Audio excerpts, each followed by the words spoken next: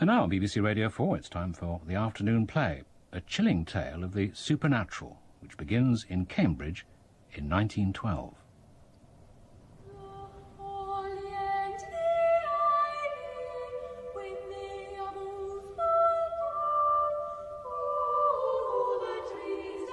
The House at World's End by Stephen Sheridan.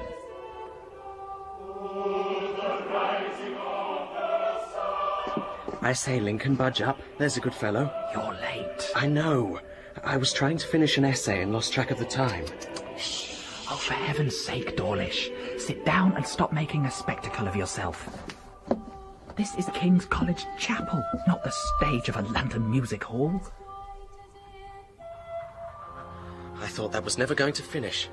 My feet are like 2 blocks of ice. You must be the most ill-mannered student in Cambridge, Dawlish.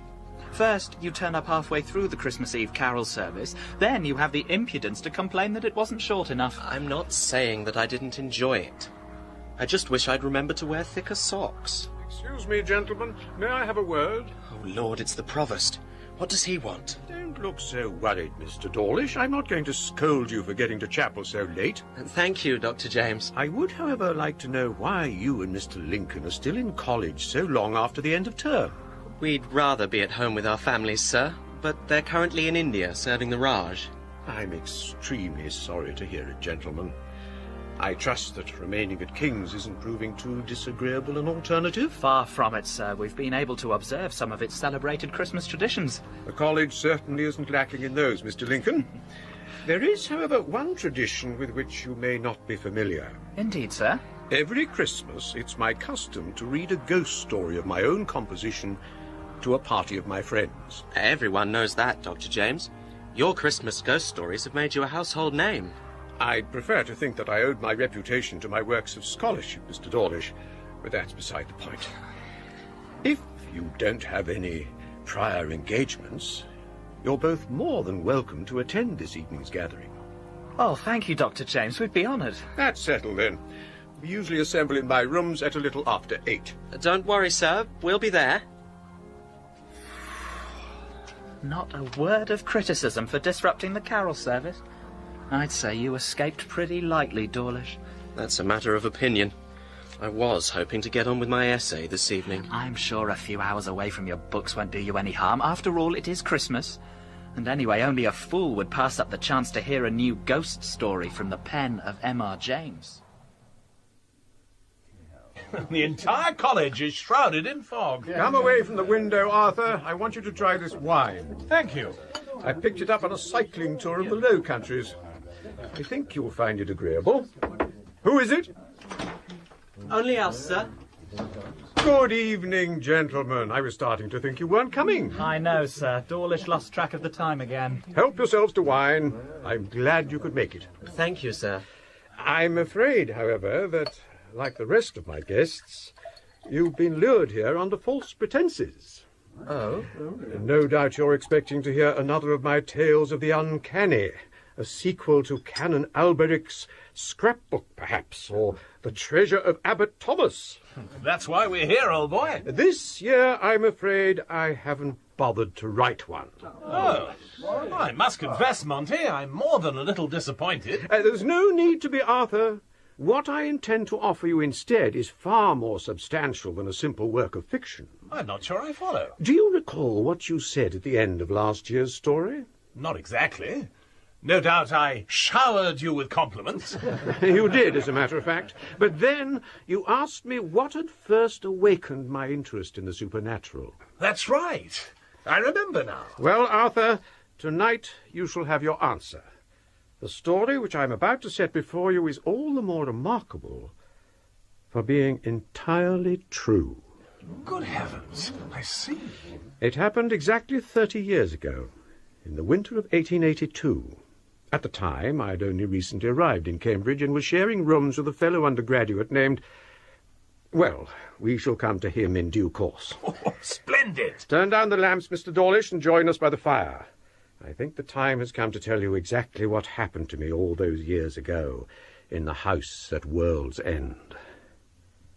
Like all the best ghost stories, mine began in the simplest and most straightforward manner.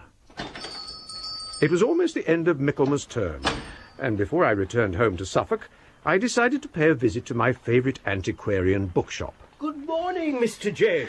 Morning, Jenkins. How's trade? Brisk, sir. Very brisk.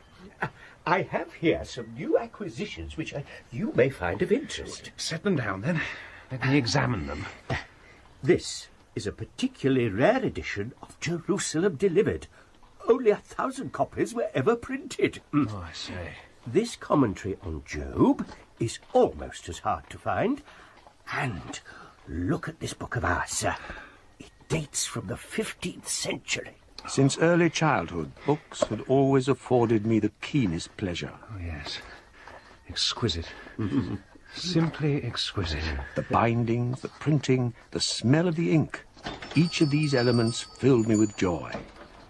Hello, Monty. I was so absorbed in studying Mr. Jenkins' treasures that I entirely failed to notice my roommate come in. I had a feeling I'd find you in here. Henry Gilbert was an agreeable enough young man.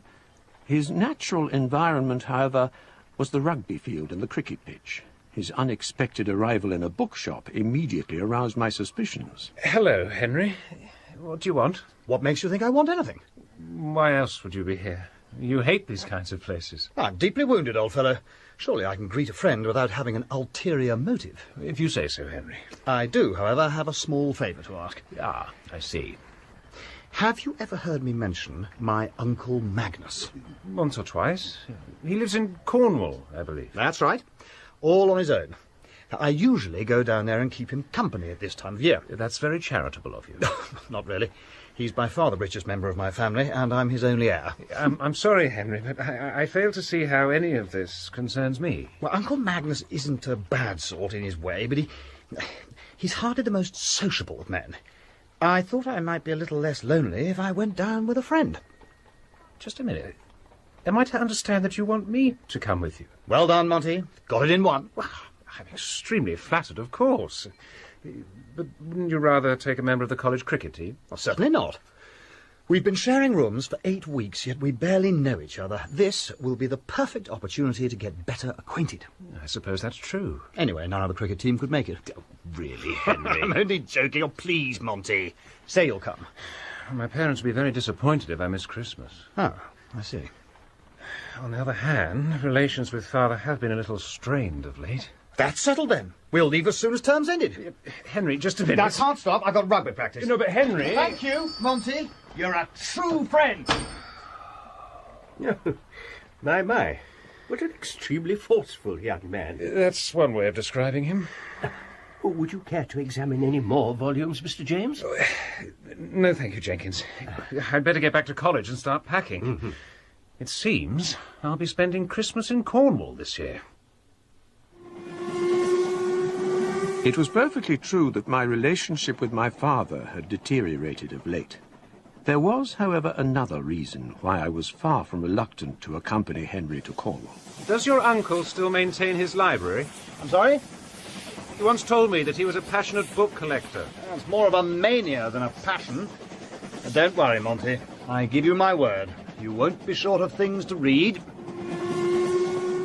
Cranley Hall, the home of Henry's uncle, was in the aptly named village of World's End. The nearest railway station was more than 10 miles away, and we were obliged to complete the final stage of our journey in an open carriage.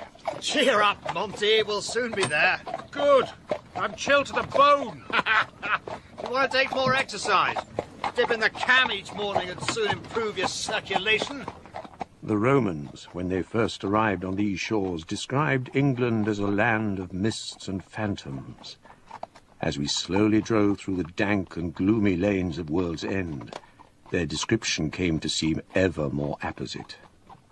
Our carriage turned off into a large private driveway, and I was rewarded with my first glimpse of Cranley Hall. Well, Monty, what do you think? Rather magnificent, wouldn't you say? It was, in its way, a perfectly impressive country seat. As I struggled to make out its sombre towers through the encroaching twilight, I could fully understand why Henry should have been so reluctant to come here alone. The length of our journey had done nothing to diminish Henry's formidable energy.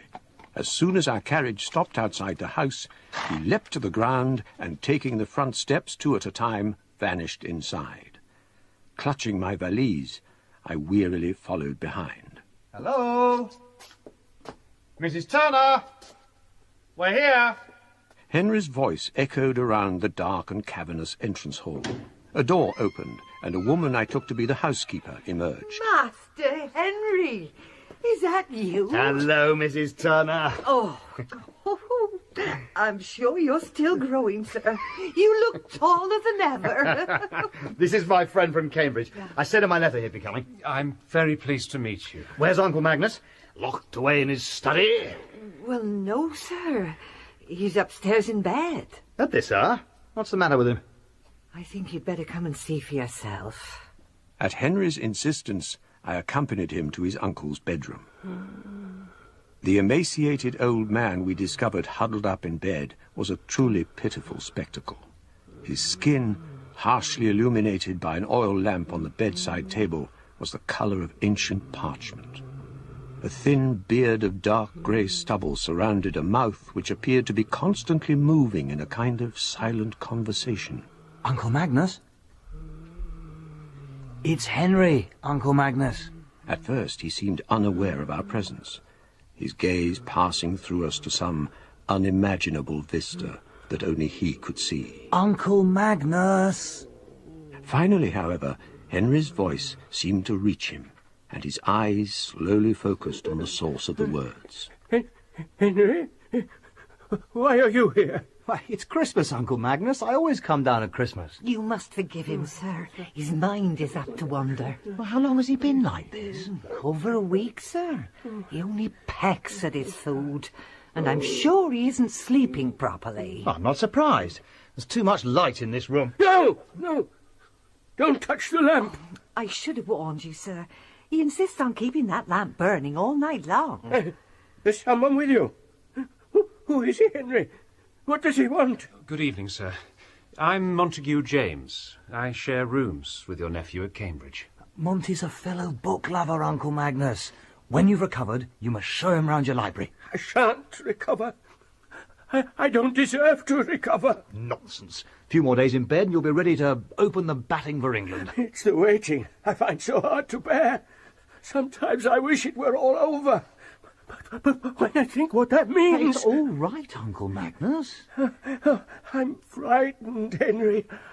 I'm so very frightened. The old man's distress was painful to witness, and I had resolved to withdraw when suddenly we were disturbed by the sound of someone knocking at the front door. Are you expecting any visitors? Oh, that'll be Dr. de Lacy, sir. No! He often looks in at this time. No, I won't see him. But, Uncle... Please, Henry, send him away. I won't have de Lacy inside my house.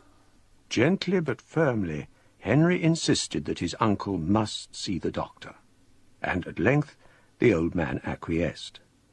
I went to my room to unpack, and when I came downstairs, I discovered Henry talking to Mrs. Turner. Have you any idea what caused my uncle's illness? Oh, I only wish I had, sir.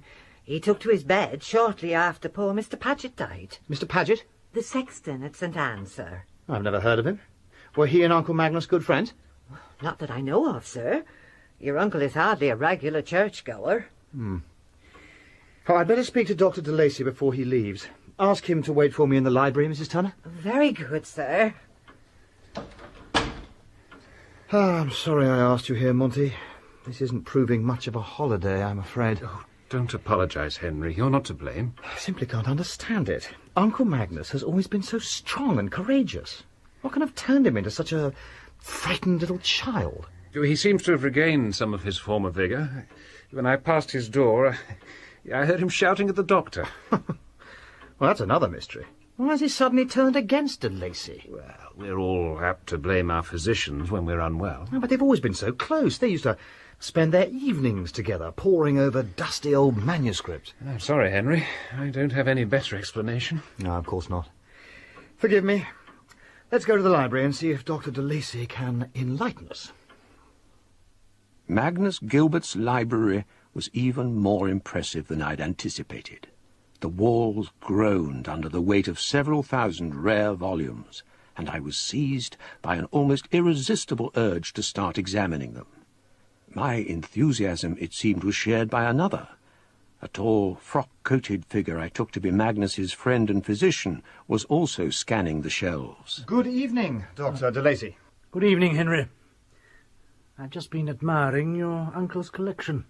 So I observe. Do you know if these are his latest acquisitions? I don't know and I don't care. I didn't ask you here to talk about books. There's no need to forget your manners, Henry. Behaving like a savage won't improve the situation. Forgive me, but I'm extremely concerned about my uncle. Have you any idea what's wrong with him? If you want me to name some disease or other, I'm afraid I can't. Your uncle's had a good life, but now, at the last, he's starting to fail. Well, that's hardly an adequate explanation. I hope you're not questioning my judgment, Henry. Of course not. But why does he seem so frightened? You can hardly expect a man under sentence of death to be in high spirits. Is there no hope, then? And you are, sir? A friend of Henry's. Ah. Montague James. It's difficult to be optimistic, I'm afraid. Magnus seems weaker every time I visit. Well, surely there must be something we can do.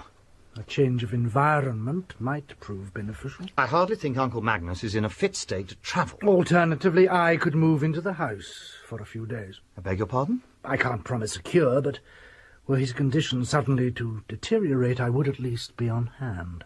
It's a generous offer, Dr. de Lacy, but I couldn't possibly accept. I see.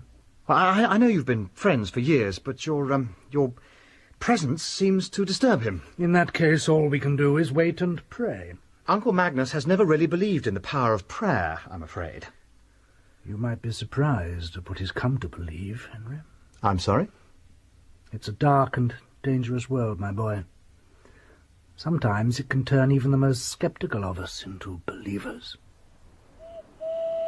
Henry was an active man, and after dinner he suggested that we went outside to take in the night air and smoke our cigars. Wrapped up in our greatcoats, we slowly walked through the avenues of oak trees that surrounded Cranley Hall. Has your uncle always lived in this house? More or less. He bought it over 50 years ago. When was it built? I haven't a clue. Dr. de Lacy's the man to ask. Oh? He's an enthusiastic local historian. I'm not sure I care for Dr. de Lacy. I don't think he finds his work very fulfilling. Clever, dissatisfied men are apt to grow bitter. That's a very astute observation. Thank you, Monty. I may prefer the playing field to the library, but I'm not entirely devoid of intelligence. Forgive me, I didn't mean to imply... Monty, look. What's the matter? Look. Quickly, over by the house. I can't see anything. There it is again. I'm sorry, Henry, but it's too dark. It's gone now. I'm sure I saw something move. What was it? Some sort of wild animal? It wasn't like any animal I've ever seen. It was horribly twisted and bent, but for all its deformity, I'd swear it was a man. We fetched a couple of lanterns and made an extensive search of the grounds. When we failed to uncover any sign of an intruder, Henry finally conceded that he must have been mistaken. Moonlight can play strange tricks on the imagination, and I'm more than a little on edge. Don't worry, Henry. I'm sure you'll feel better after a good night's sleep. Wearily we returned to the house and made our way upstairs. As we trudged past Magnus's bedroom, I was surprised to notice that there was no longer any light seeping out from under the door. Clearly he must have extinguished his lamp. I thought Mrs. Turner said that he kept it burning all night. Perhaps he feels safer knowing that we're in the house. Best not to disturb him. I agree. I know I've made one or two jokes about inheriting my uncle's money, but you do think he'll be all right, don't you? If he has 1/10 of your iron constitution, I'm sure he'll live for another 20 years. You're a good friend, Monty. I'm glad you're here. I'm glad too. Good night, Henry. Good night. Alas, my night was anything but good. Perhaps because of my unfamiliar surroundings, I was troubled by strange dreams. Repeatedly, I found myself in a densely wooded copse, running as though pursued by the very hounds of hell. No matter how far I ran, however, my terror did not seem to abate. At first I thought the dreadful scream I heard was part of my dream. When it came a second time, though, I realized that it was emanating from inside the house. I traced the source of the screams to Magnus's bedroom. Inside, I discovered Henry comforting Mrs. Turner. It's all right. It's all right. I just came to look in on him, sir, and that's when I found him. Magnus was sprawled out on the carpet. He was quite dead. His passing had clearly been far from peaceful. His sightless eyes gazed upwards in abject terror, and his mouth was fixed open in a soundless cry. You'd better take Mrs. Turner downstairs, Monty. Come along, Mrs. Turner. You'll feel better after a strong cup of tea. His oil lamp lay smashed to pieces, as though he had hurled it against the wall. Unaccountably, he appeared to have opened the window before he collapsed. There was also something less tangible in the room that struck me as odd. Despite the open window, the air was heavy with the sickly sweet odour of rotting flesh. You're sure you won't join me in a drink? No, thank you, Henry. It's a little too early. I've never seen a dead body before. I'm afraid it's rather unsettled me. That's only to be expected. It's his expression I can't get out of my mind. He looked as though he'd been frightened to death. I've finished my examination. It's just as I suspected. Heart failure. Heart failure? Oh, come along, Dr. de Lacy. Surely there must be more to it than that. Oh, forgive me, Henry. I hadn't realized you were a student of medicine. I'm not. Then you are hardly qualified to comment, are you? Well, what about his face? Why was it so contorted? Facial spasm is not uncommon in cases of cardiac arrest. And his bedroom window? Why had he opened that in the middle of the night? Perhaps he was short of breath and wanted some air. How should I know? You really are a most tiresome young man. I was surprised to see Dr. de Lacy lose his temper. At the time, however, I attributed his lack of composure to the death of his friend. I'm sure Henry didn't mean any offence, Dr. de Lacy, but he has just lost his uncle. You mustn't allow emotion to cloud your judgment, Henry. If, however, you'd rather be left to mourn in peace, I'll be on my way. Thank you, Dr. de Lacy. I do, though, have a small favour to ask before I leave. There's a book in your uncle's collection, De Regni Umbrorum. The Kingdom of Shadows. Quite so. What about it? Magnus was most insistent that in the event of his death it should be given to me. Well, I'm sorry, Dr. de Lacy. Until I find his will, I can't even think about disposing of his property. Oh, come along, Henry. Surely you can make an exception. My friend has given you his answer. You'll just have to wait. And now, if you'll excuse us, we have a great deal to do. After Dr. de Lacy left, we repaired to the library. Henry was anxious to locate his uncle's will and instigated a search. Whilst he was rifling through cupboards and opening drawers, I availed myself of the chance to examine some of the books. Your uncle must have spent a lifetime assembling this collection. I don't know what you see in them, Monty. I really don't.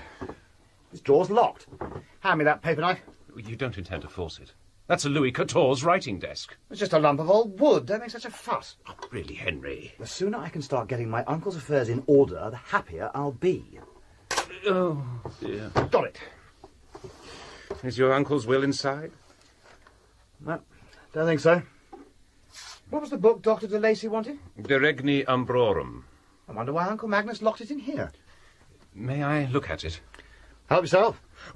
Oh, don't throw books around like that. They're not rugby balls. Well, what do you think? Well, it's very old. 16th century, I'd say. It's partly in Latin, partly in Aramaic. I don't even know what language these passages use. Is it worth anything? To a scholar of ancient tongues, it's priceless. And to the rest of us, what would it fetch at auction? You're such a Philistine, Henry. Go back to your search and leave the book to someone who appreciates it. Well, I was only asking. It's like an elegant puzzle. But I'll find the key. The text has yet to be written that I can't translate. My youthful self-confidence proved misplaced. Although I studied the Kingdom of Shadows all through the evening and long into the night, it failed to yield up its meaning. Finally, at 1 o'clock in the morning, I blew out my candle and retired to bed. I only slept fitfully, however. A powerful wind blew up, and the branches of an oak tree outside my window scratched noisily at the glass. And then, at a little after 3... Monty? Monty? Henry? It's the middle of the night. Yeah, I know.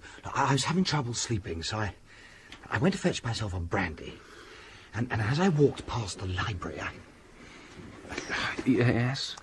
Well, it may have been my imagination, but I'm sure I heard noises. Noises? I'm not usually a nervous man, but after everything that's happened... It's all right, Henry. I quite understand. We'll go down together and see what's afoot. We crept down to the library and listened outside. I can't hear anything. Shh. Finally, we plucked up our courage and opened the door. There was no intruder to be found inside. What we discovered instead, however, was almost as bad. My God, Monty. The French windows were open and papers blew around us like autumn leaves. Books had been plucked from their shelves and hurled to the floor. The entire library appeared to have been subjected to a feverish search.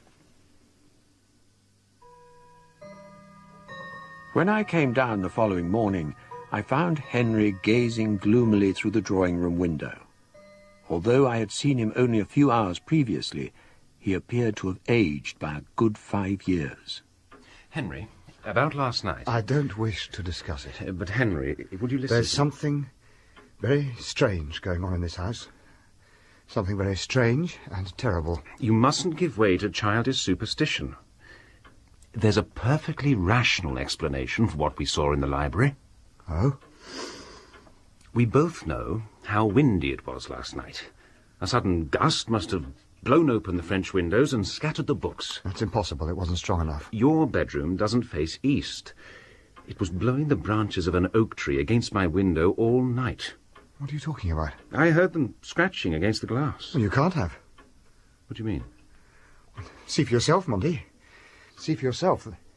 The nearest oak tree is more than 50 yards from your room.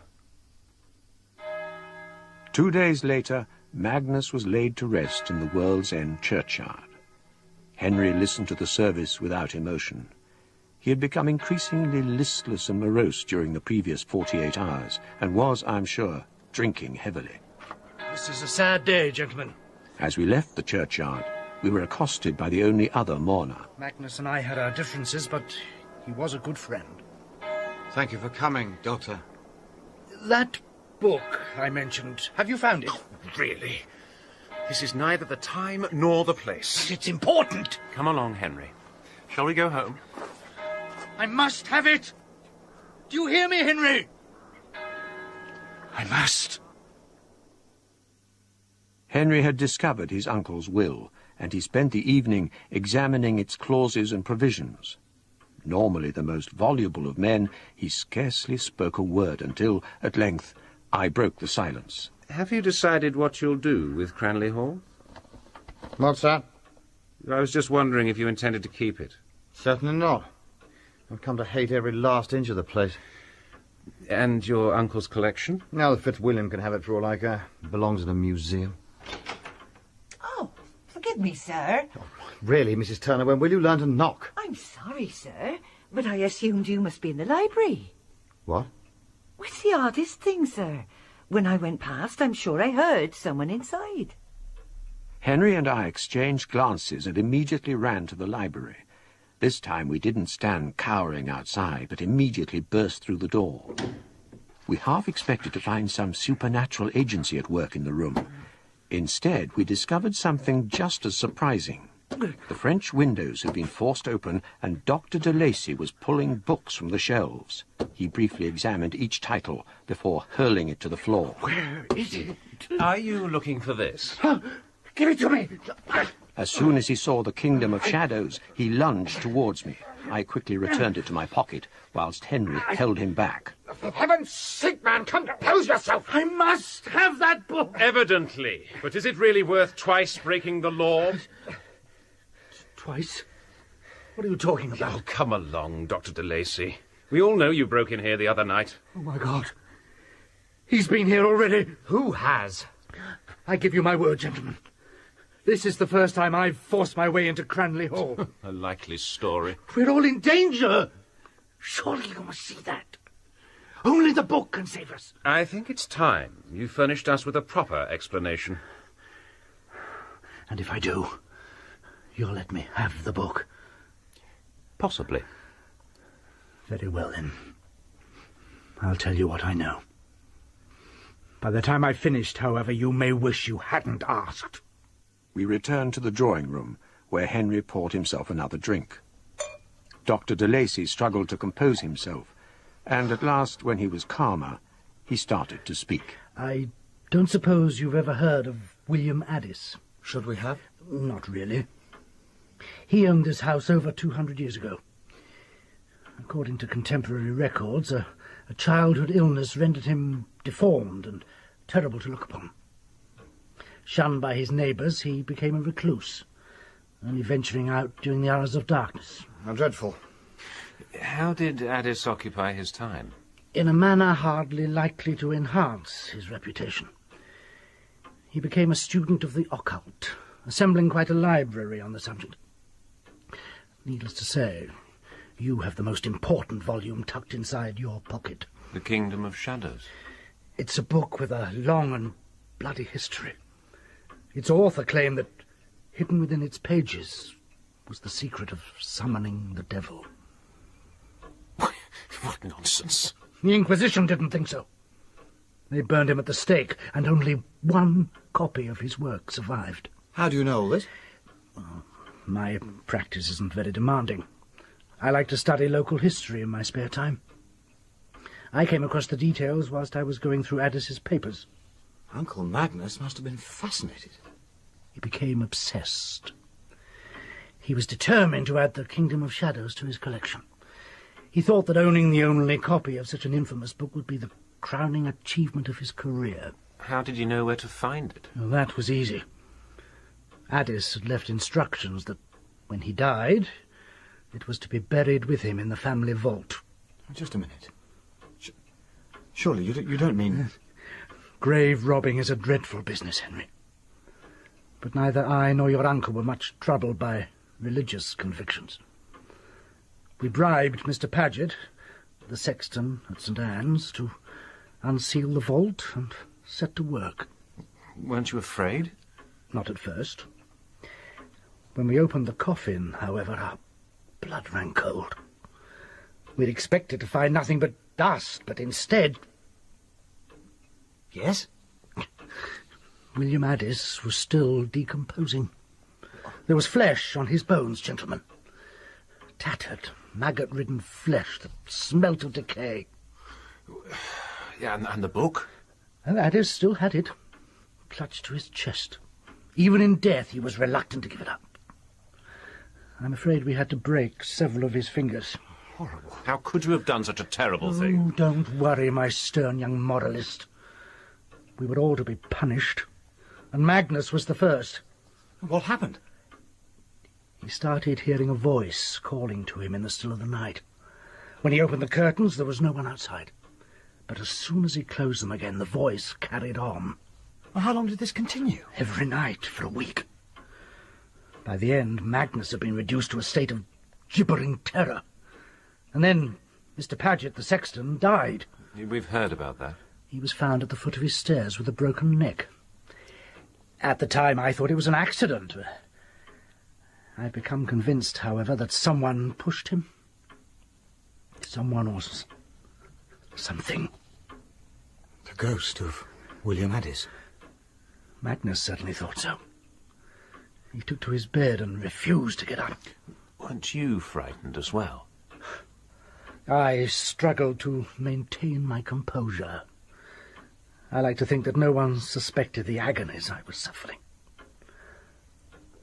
But I, too, had started hearing a voice calling to me in the still of the night.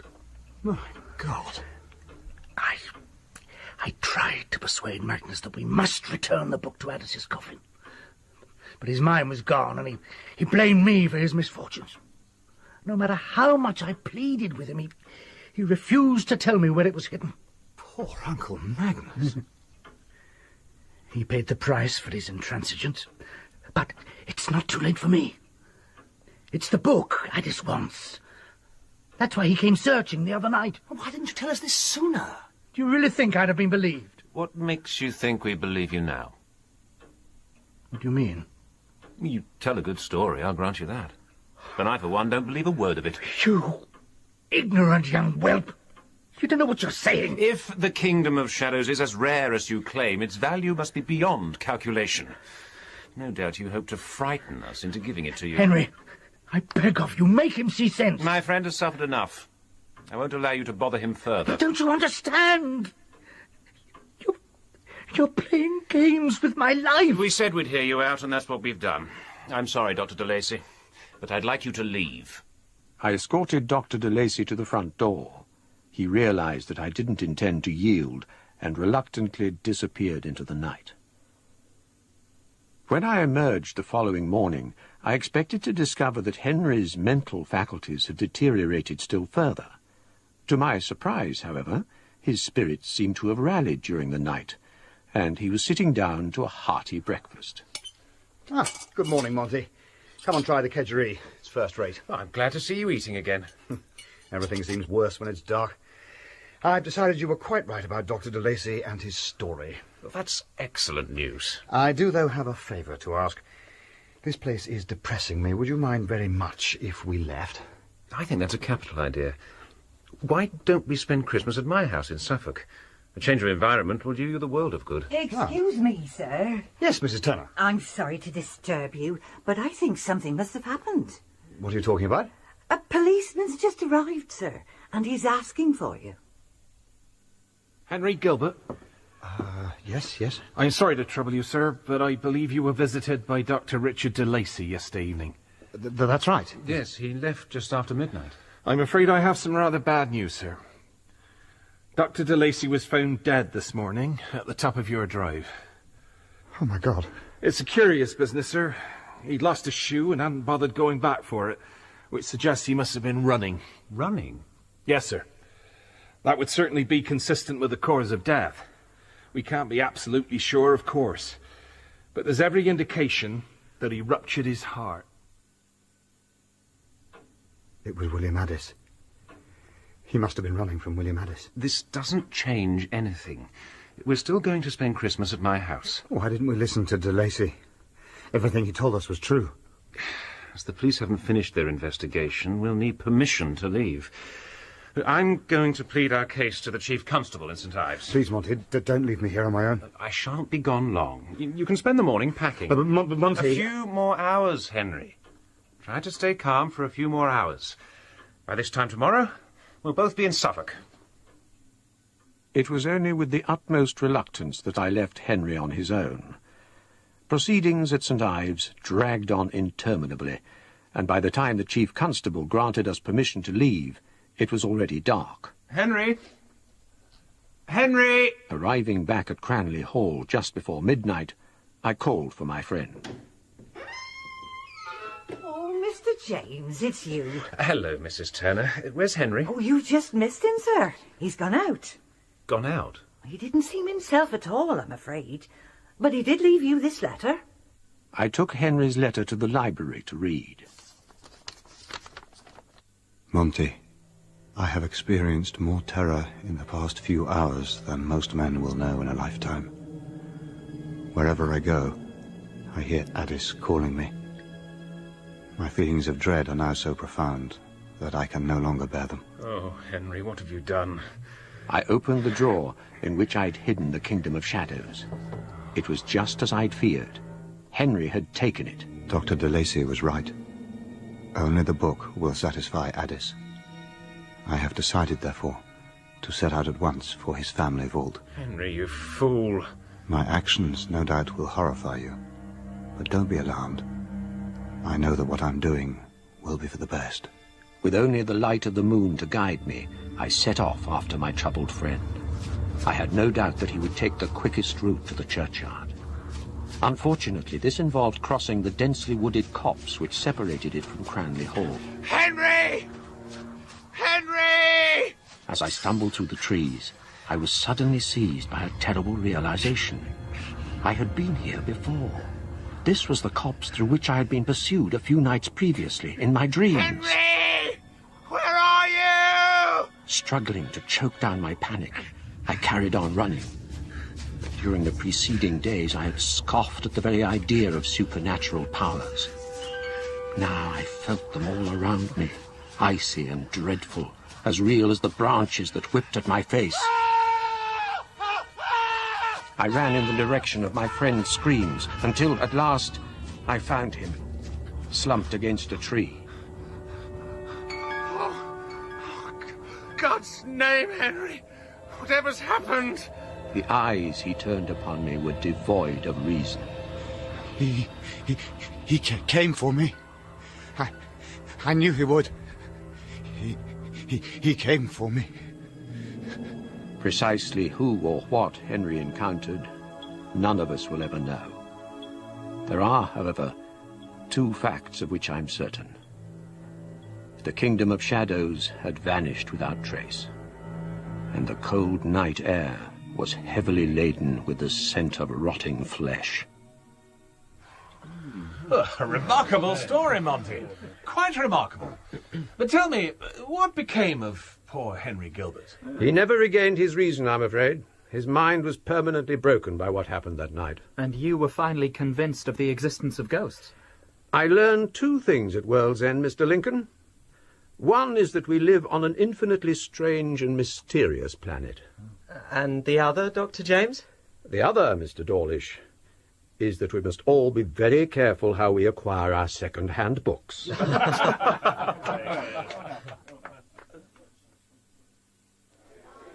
2 glasses of mulled wine, if you please. Very good, sir. Why on earth did you want to meet me here? I've finally finished my essay. Where better to celebrate than the finest alehouse in Cambridge? Oh, I can think of a dozen places. I'm sorry I spent so much of Christmas toiling away at my desk. I wanted to ask your opinion of the Provost's story. It was quite unsettling in its way, and total fiction from start to end. Dr. James said it all really happened. Sometimes I pity you, Dawlish. Authors always say that. Your wine, gentlemen. It's one of the oldest tricks in the book. Story. What's that? A pint of ale, sir. That's all I ask. Buy me a pint and I'll tell you a story. Here. I thought I told you to leave 10 minutes ago. I'm not doing any harm. I'll be the judge of that. It's time you went home. All right, I'm going. I only wanted to tell them a story. I'm sorry about that, gentlemen. He's perfectly harmless. Just a bit touched in the head. That's all right. There's no need to apologise. You wouldn't think he was once a student of the university, would you? What? He was at King's, sir. Nearly 30 years ago. You wouldn't happen to know his name, by any chance? Yes, sir. Henry Gilbert. Now, you'll have to excuse me. I've people to serve.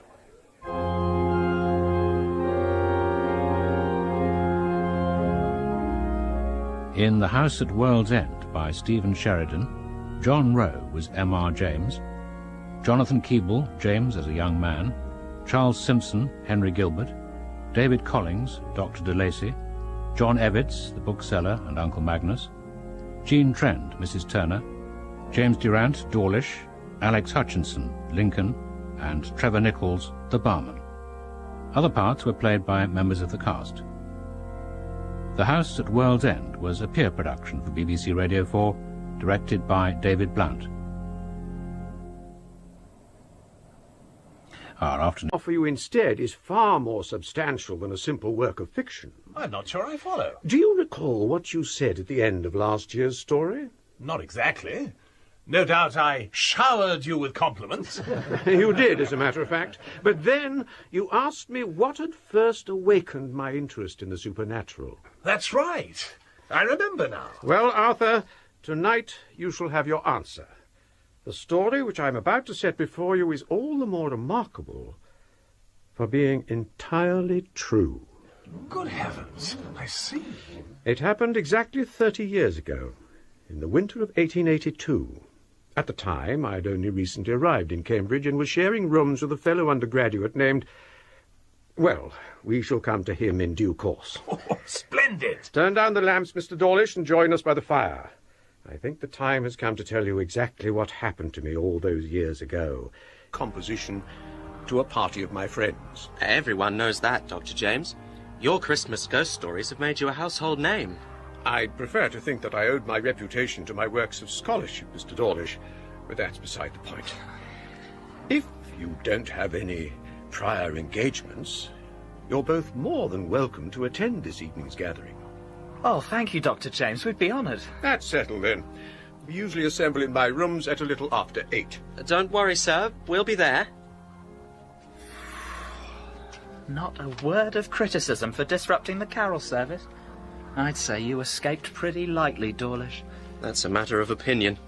I was hoping to get on with my essay this evening. I'm sure a few hours away from your books won't do you any harm. After all, it is Christmas. And anyway, only a fool would pass up the chance to hear a new ghost story from the pen of M.R. James. First, you turn up halfway through the Christmas Eve carol service. Then you have the impudence to complain that it wasn't short enough. I'm not saying that I didn't enjoy it. I just wish I'd remembered to wear thicker socks. Excuse me, gentlemen. May I have a word? Oh, Lord, it's the Provost. What does he want? Don't look so worried, Mr. Dawlish. I'm not going to scold you for getting to chapel so late. Thank you, Dr. James. I would, however, like to know why you and Mr. Lincoln are still in college so long after the end of term. We'd rather be at home with our families, sir, but they're currently in India serving the Raj. I'm extremely sorry to hear it, gentlemen. I trust that remaining at King's isn't proving too disagreeable an alternative. Far from it, sir. We've been able to observe some of its celebrated Christmas traditions. The college certainly isn't lacking in those, Mr. Lincoln. There is, however, one tradition with which you may not be familiar. Indeed, sir. Every Christmas, it's my custom to read a ghost story of my own. Our college is shrouded in fog. Come away from the window, Arthur. I want you to try this wine. Thank you. I picked it up on a cycling tour of the Low Countries. I think you'll find it agreeable. Who is it? Only us, sir. Good evening, gentlemen. I was starting to think you weren't coming. I know, sir. Dawlish lost track of the time again. Help yourselves to wine. I'm glad you could make it. Thank you, sir. I'm afraid, however, that, like the rest of my guests, you've been lured here under false pretenses. Oh? No doubt you're expecting to hear another of my tales of the uncanny. A sequel to Canon Alberic's scrapbook, perhaps, or The Treasure of Abbot Thomas. That's why we're here, old boy. This year, I'm afraid, I haven't bothered to write one.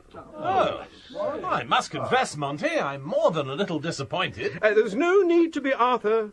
What I intend to... And now on BBC Radio 4, it's time for the afternoon play, a chilling tale of the supernatural, which begins in Cambridge in 1912.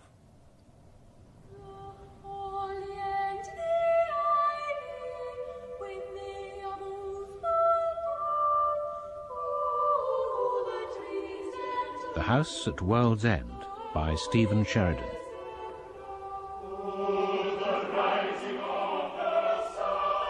I say, Lincoln, budge up. There's a good fellow. You're late. I know. I was trying to finish an essay and lost track of the time. Oh, for heaven's sake, Dawlish. Sit down and stop making a spectacle of yourself. This is King's College Chapel, not the stage of a London music hall. I thought that was never going to finish.